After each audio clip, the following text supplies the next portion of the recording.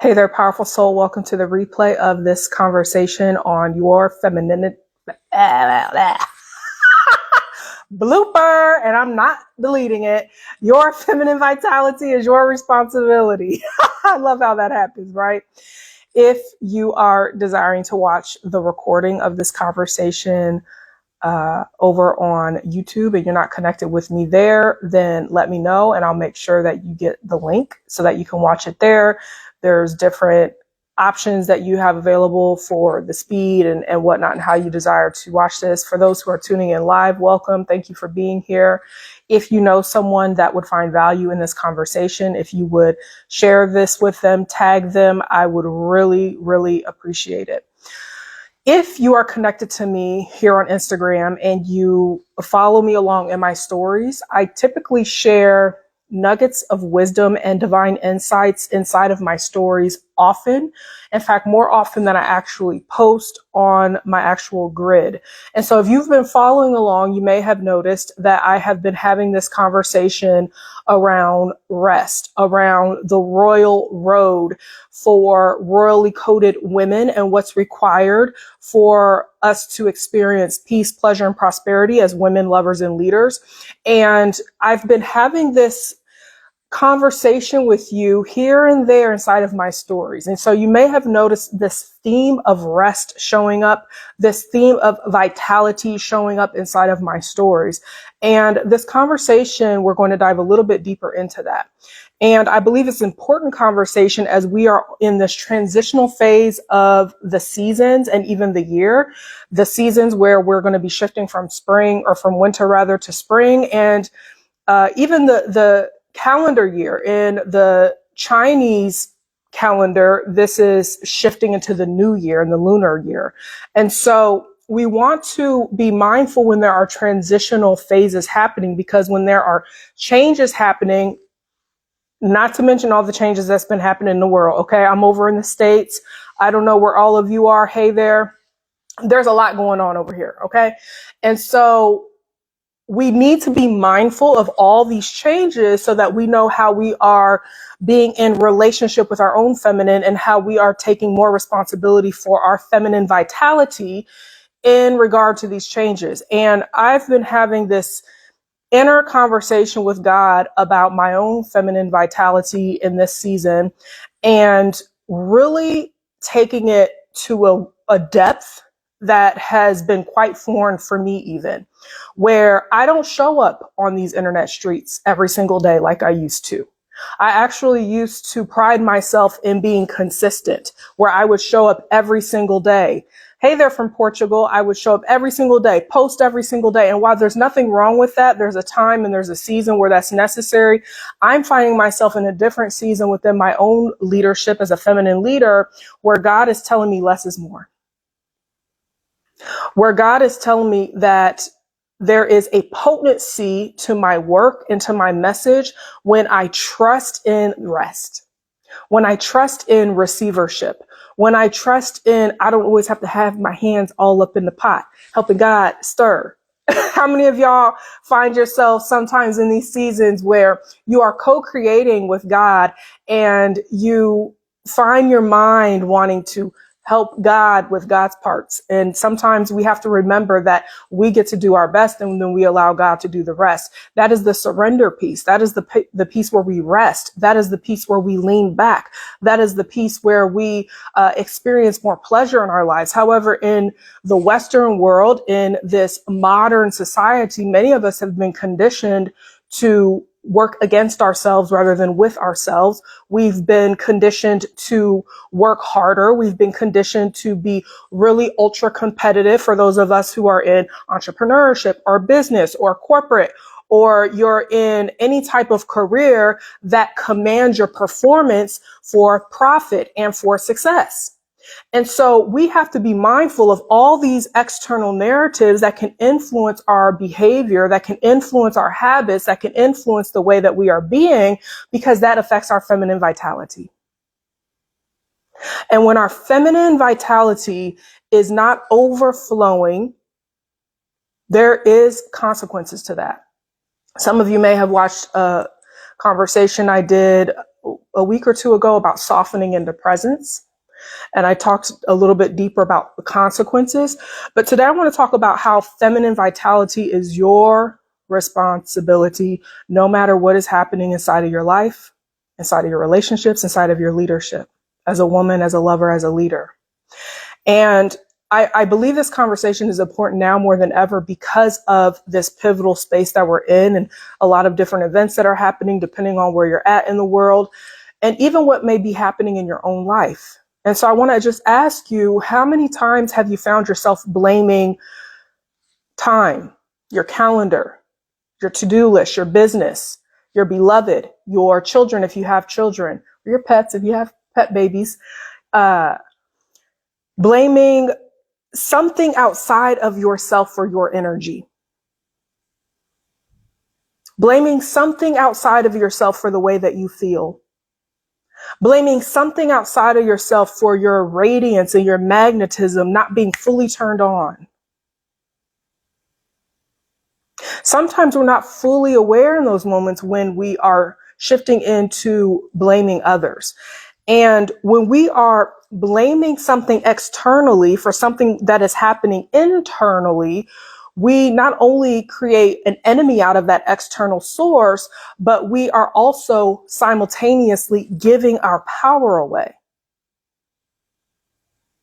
And that power is that co-creative essence, that co-creative quality that God gave us to be able to co-create inside of our lives, inside of our relationships, inside of our businesses or our leadership.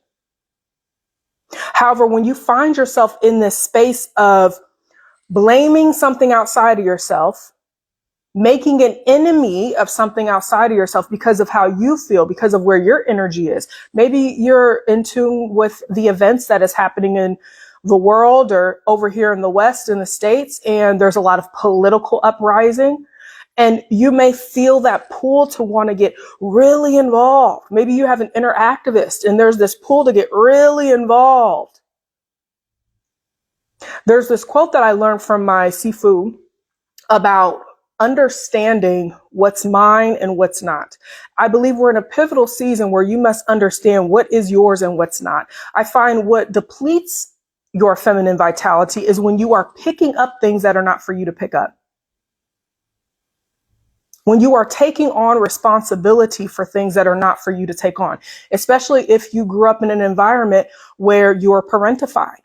If you grew up in an environment where you had to be responsible. Where are my firstborns at? Those who were responsible for everyone, maybe even your parents. And so you have a unconscious crippling belief. You have this unconscious conditioning around being overly responsible, where you may be unconsciously picking up things that are not for you to pick up, and it's depleting your energy. It's depleting your feminine vitality. When we have been conditioned to be a martyr, or we have been conditioned to put ourselves last and prioritize everything and everyone first, or when you have been conditioned to put your needs or your desires last, or when you have been conditioned to be the peacekeeper, you can feel triggered by these conversations. More your ego feels triggered by these conversations because you may be telling yourself, oh, I know that already. But if you know it already, and you're not doing it, that is the gap. That is the challenge that we have to examine. That's what we have to look at is when you know something and you're still not doing it. Why is that? Why is that when you know something and you're still not doing it? When you know that scrolling on your phone before bed at night is not good for your dopamine and your serotonin levels and your endorphins and maybe even the oxytocin, all the feel-good chemicals in our brain that we need for that feminine vitality, for that energy, for that vavoom frequency that we emit when we are fully embodied in our feminine vitality. Waking up with your phone in your hand. This is why I don't sleep with my phone in my bedroom. I have positioned my habits, I've positioned things in my life to support my feminine vitality. And then when there's those moments where there's a slip up, because it inevitably happens, I'm human, I'm not perfect. I do what I call check and correct thyself, to realign myself, to reposition myself. because I discovered long ago that my feminine vitality is my responsibility. Some of you may be listening to this and maybe your mothers, and you're saying, oh, that sounds good, but I'm a mom. I started this journey as a single mother. I got pregnant with my son, who is now a senior in college, when I was 19 years old. And I raised him mainly by myself. I was the sole financial provider for my son when I was taking care of him and raising him. And so I started my path of deep feminine embodiment and really cultivating my feminine vitality nearly 2 decades ago. Before these conversations were mainstream, before these conversations were on the internet, I was searching and I was seeking, because in my soul, I knew that I needed to be connected to my feminine nature for vitality. I knew I needed to be connected to my feminine nature to have a thriving love life, because that was part of my vision before my husband, the Mister, came into my life. I knew I needed to be connected to my feminine vitality for my calling, my purpose, the reason that I am here on this planet. And so I started this work as a single mom, with all the excuses that everybody comes up with time, with the calendar, with the to-do list, with all the obligations and all the roles and all the responsibilities. I still found my time. I was able to reclaim my time. In fact, I was able to reestablish a new relationship with time, where time no longer became the enemy, rather an ally. And so for some of you, you have to establish a new relationship with time, where you see time as your ally, where you see time as your advocate, where you see time as always working out for you, with you.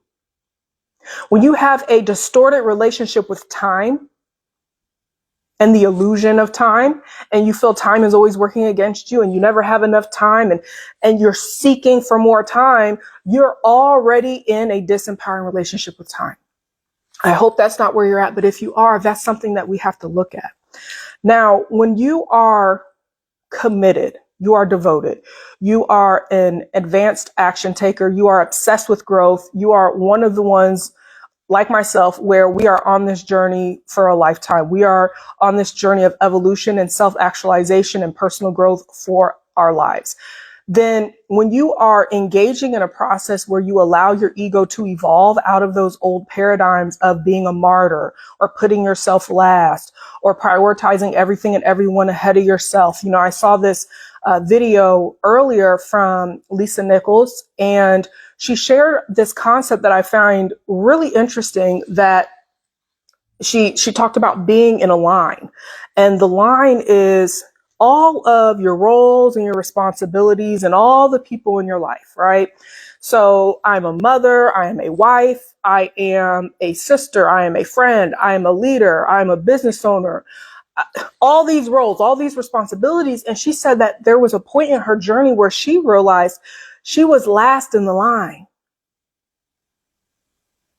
Out of all those roles, all those responsibilities, she was last in that line. And so, although this may sound almost basic to even say this, especially for those of us who have been on this path for a very long time, sometimes we have to go back to the basics, and sometimes we have to remember the foundational elements of self-actualization is, are you putting yourself first? Are you prioritizing yourself? I've been known to say that you don't have to protect your peace when you prioritize your peace. A lot of people say these things on the internet, like, you got to protect your peace. No, you don't. Not when you prioritize it. You don't have to keep reclaiming your power when you are living in this evolutionary process in your life, day in and day out, no matter what is happening, where you are simply claiming new levels of your godly power, where you are stepping into deeper levels of embodiment of godly authority, where you are stepping into new iterations of yourself through reinvention. But this concept of constantly reclaiming because you gave it away, I believe, is where you have to learn how to transcend out of that. Because that does take time and energy and effort to reclaim something. That means when you're reclaiming something, it's not in your possession. So when we are able to evolve our ego into a new state of consciousness where we remember and we decide and we live in alignment with this, that our feminine vitality is our responsibility, then we start to radiate that feminine vitality effortlessly inside of our lives, our relationships, and our leadership. Now, I want to share this passage with you that I read this morning and go a little bit deeper into blaming externally things outside of ourselves, because it was so in alignment with this conversation. This is the passage. We do not need to justify taking care of ourselves by condemning someone else. When I heard that, or rather when I read that, I thought about the times in my marriage where I blamed the mister, my husband, my beloved, for a frequency or a state I was in. And I felt, oh, it's because of him, or it's because of this. I thought of times where I blamed something happening in my business. Oh, it's because they betrayed me. It's because this BS thing happened in my business. I thought of the times where I blamed a past coach I worked with, or a past mentor. Oh, they don't understand me because they're white. They don't get my experience because they are a white person and they have no idea what it's like for me. And I had to really look at those times in my journey where I was externalizing my power and doing this phenomena of making something outside of myself the enemy. Now, there's this concept called drala.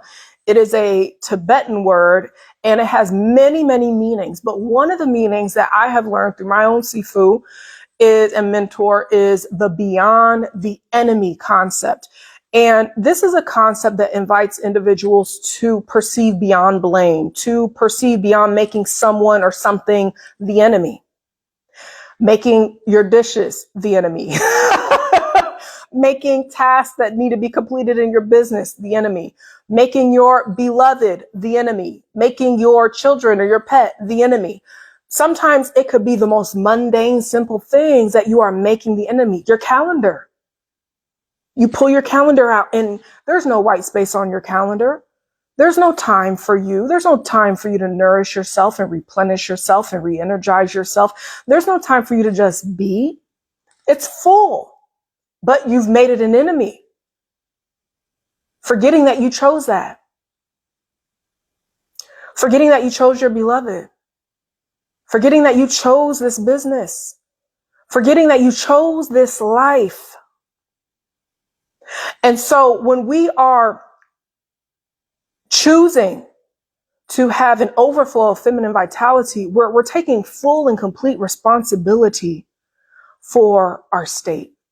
Now, this is a conversation that goes beyond abuse, that goes beyond experiences with others who are harmful. And I as somebody who is a certified trauma-aware nervous system practitioner, I like to make that disclaimer inside of these conversations, because this is a higher level conversation when it comes to responsibility. I believe that the conversation around abuse and harm is separate from the conversation we're having here. This conversation is more about sovereignty. Okay? So this concept intrigued me about drala, beyond the enemy, because in my faith, I grew up Christian. We were conditioned through religious rhetoric and toxic theology that there was always this enemy outside of ourselves, the devil, to blame, or that somebody was being used by the devil. And what was missing in these teachings that many people who were conditioned by that faith or other religious faiths was also the responsibility piece about our part. And so what I found fascinating about this drala concept was going beyond the enemy and looking at how can I reclaim joy in those moments where I'm doing the dishes. You know, the mister and I, we had a new home built a few years ago. We've been in this new home for 2 years. And when I clean or when I organize or when I mean, there's not much to organize because I'm already a little neat freak. Okay. And the queen of organization. But when I was doing that, I would practice such gratitude because we chose this home. We wanted to be here. I wanted to live here. I felt so much gratitude that God blessed us with this home. I remember when I was getting all of my images together and it was on our refrigerator at our old place, and I was imagining and visualizing, and me and him would go look at properties together. We were deciding, were we going to have a home built, or were we going to go and purchase a home that was already built and lived in. And I remember during this process, I was in this co-creative process with God. And I had extraordinary faith that didn't make any logical sense. I like to say that when we are truly co-creating with God, co-creating miracles with God, we are required to make moves of faith that don't make any logical sense, but make absolute faith sense. And there were some moves that we were being required to make that made no logical sense, none. And then now here we are. And I share that to say that I could have easily made a drala out of the tasks that were needed to get our home, turning this house into a home, putting my feminine frequency into this home so that this wasn't just a house, but it was a home.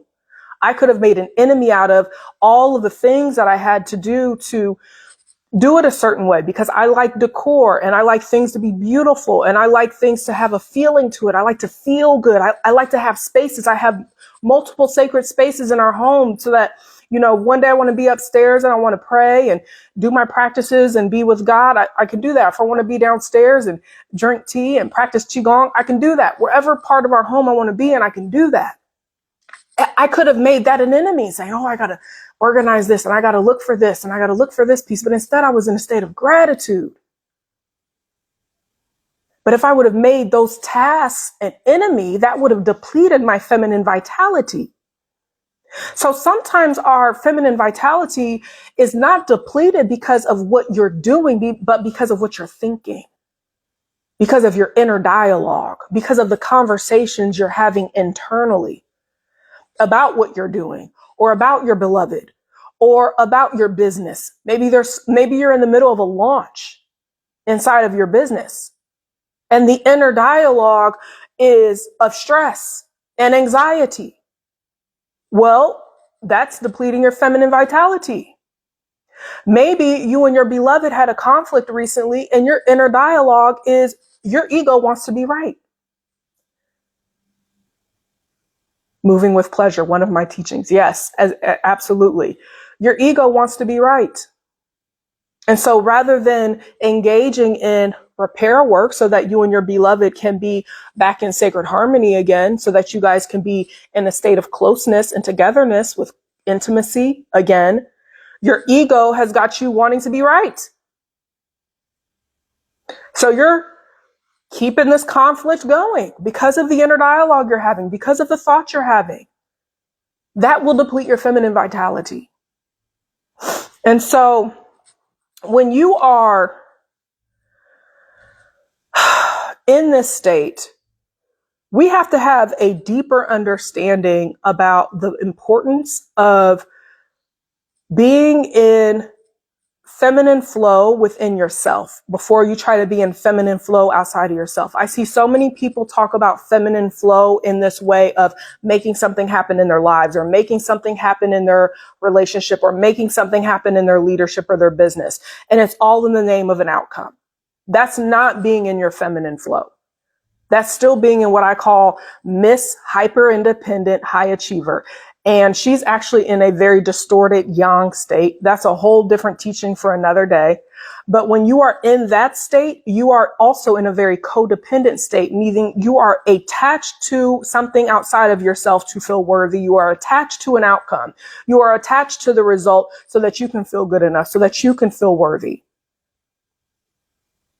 When you are operating in the feminine flow within yourself, that means you are at a state of peace and ease. You're at a state of contentment. You are here now. You are softened into the present moment. There's not all this mental chatter going on and all this anxiety in your chest and all this stress in your body. You are relaxed. You are rested. You are calm. You are trusting. You are here. You're not mentally rehearsing.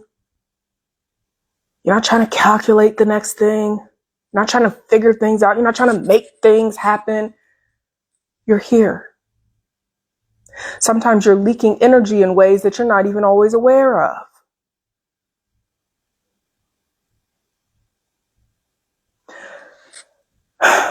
That's why I love psychological concepts such as shadow work.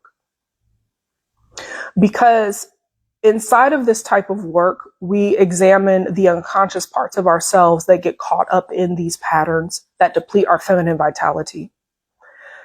We look at the unconscious beliefs that are not congruent for the co-creations we are desiring to make manifest with God.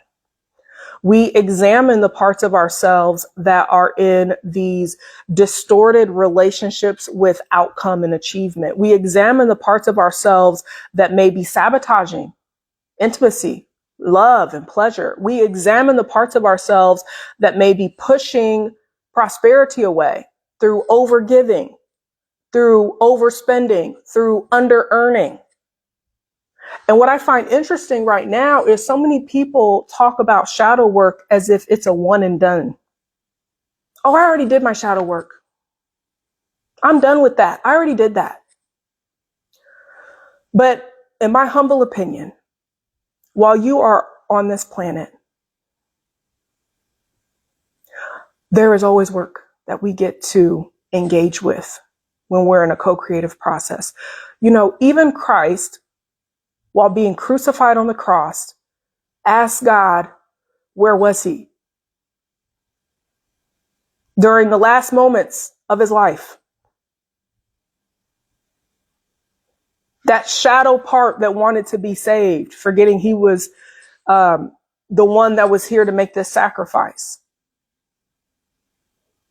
And yet people get caught up in their ego and spiritual communities on these internet streets, online, and they want to spiritually bypass and go into higher levels of spiritual concepts when they're not even facing these unconscious parts within themselves that are co-creating the reality that they're experiencing right now. You know, there's this quote by Carl Jung that I'm sure you've heard before, but I absolutely love it. And he said, until you make the unconscious conscious, it will direct your life and you will call it fate. I believe that this is why marriages are ending in divorce that were not meant to end. I believe this is why beautiful, intelligent, powerful women either struggle to attract love or successfully select a beloved to co-create sacred union with.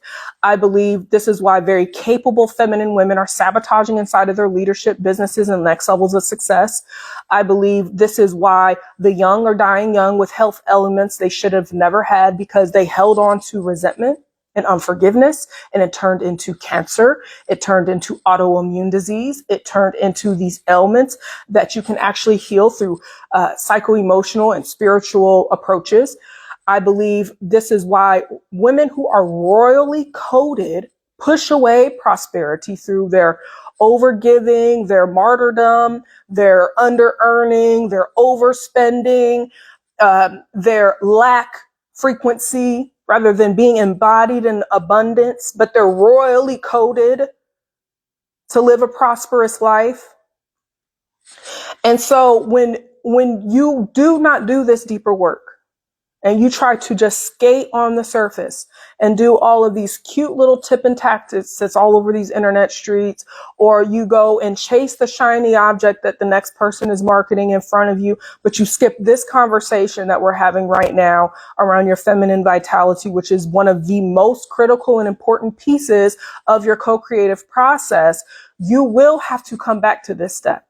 You will remember this conversation. You will remember this date. You will remember that lady with the red hair, that black ginger lady was talking about this.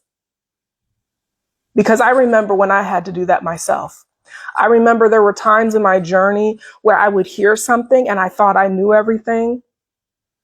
And I would try to skate on the surface and then some years later, I had to come back around to the very conversation that I pushed away or I bypassed, or my ego tried to tell me, oh, you're good. You know enough, or you already know that, while forgetting one of the most profound spiritual principles, that when God brings something into our awareness, it's because it's there for us to look at it.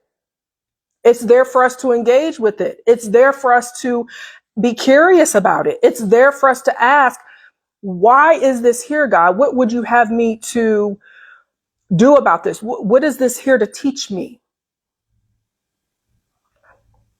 And so some of you may be hearing me have this conversation with you, and you may feel that this is an opportunity to go deeper into not just being more deeply embodied in your femininity and your feminine vitality, because the work I do is way bigger than that. This is just the conversation we're having here today.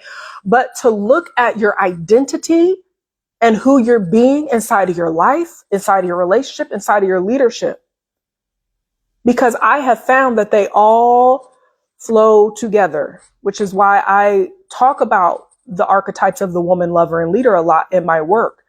Because I've been doing this work for many years now, and many of the women that I have supported, those three themes are the themes that show up the most in our co-creations, in our work together. Is who are they being inside of their womanhood? Who are they being as a lover? And who are they being as a leader? Because they all seem to have this way of, it's like a braid. It's like a beautiful braid. Into trusting my own abundance, my leadership, embodying wealth. Would love to hear your knowledge around this. Okay, could you phrase that into a question? Because I'm not understanding what you're saying with that. And so I have a few opportunities for deeper work with me if you're interested, and also some no cost options for just staying connected with me. So I have 2 feminine up level consultation calls available on Thursday. In 2 days, I have 2 available. And so if you are interested in supernatural expansion, exclusive, bespoke, one-on-one private work together, that you're the type of person that loves long-term mentorship and you want to work with someone for 4 months or up to a year, then you could private message me and I will share you that link. You can go to the link in my Instagram. You're not going to find it. Okay. So it's by invitation only. I do not share this link all over the internet. And I have a reason for that we'll talk about another day. And if you are wanting to be a part of my 8-week feminine embodiment program, and you want to be one of the first to know when the registration doors open, you can private message me so you can be added to the wait list and be notified first of when spots are open and available for that.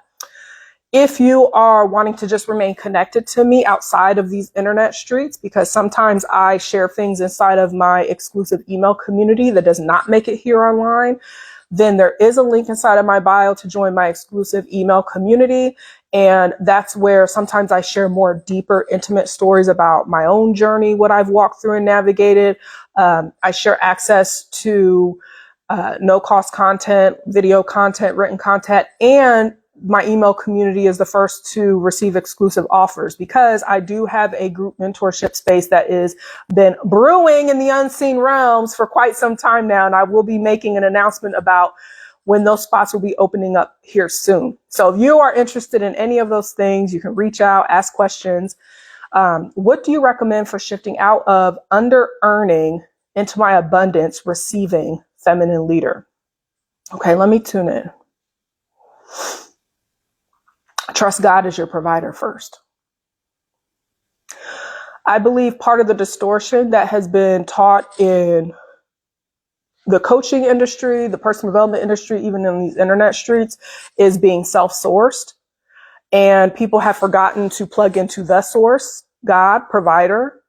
And that is where their relationship with money, their relationship with abundance is fractured, because they're so self-reliant on self that they have forgotten to also co-create with God, and God is the provider. And so trusting God to be the provider, trusting God to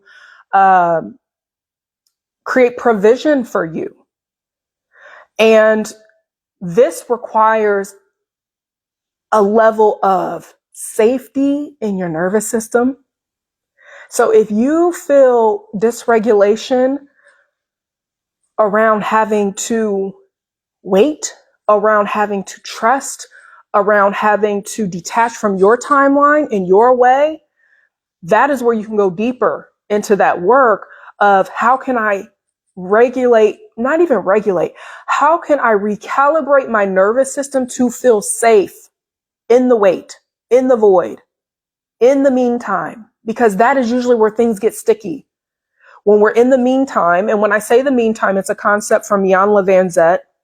Some people are familiar with concepts such as the void or the wait, but it's where we are not where we used to be, but we're not where we want to be yet. We're in this waiting period. We're in the hallway. If your nervous system gets dysregulated in that state, that is where you get to focus your work on, is creating felt sense safety inside of yourself, where the inner child within feels safe, where the woman within feels safe. And you also build deeper trust that God will provide for you in whatever way provision looks like, because provision is not just monetary. So that is my answer in short to your question. Thank you for asking that. I appreciate that. Let me just tune in for a moment and make sure there's nothing else that I want to share before I complete this conversation. If anyone else has a question that you want to ask, I'm here, so you might as well. Just let me tune in for a moment if there's anything else about feminine vitality that wants to come through. Yes, I'm feeling complete with this. There's so many angles that we could take this conversation, sacred practices and whatnot, but I want to end with this. This is one reason why when I work with individuals bespoke privately, I do a customized, tailored approach. And I do that by, thank you for knowledge. I'm looking forward to learning more. Thank you for being here, Denise. Please make sure that you are inside of my exclusive email community so you can be the first to know when things are coming up. This is why I do holistic assessments with people that I work with privately, and I customize and tailor your support according to your unique challenges, aspirations, and desires. And what I find is a lot of people are trying to cookie cutter their way into self-actualization, into identity expansion, which is essentially a big part of the work that I do. And I don't do cookie cutter anything, for one. I do customization. I do tailored support. And so I want to share an example really quickly. For instance, this individual, Jess, who came on and asked this question, I would have you complete an assessment, and then we would look at everything that is going on with you. And I would customize your somatic work with me, because that's part of my work is somatic work. I would customize all of the different practices. And I would also customize our mentorship and guidance together. And so you would be receiving customized, individualized support that is unique to what it is that you are desiring to experience. And also what may be the challenges, the hurdles, the barriers in the way, so that we are co-creating miracles together, because that's what tends to happen in my world. So thank you for being here.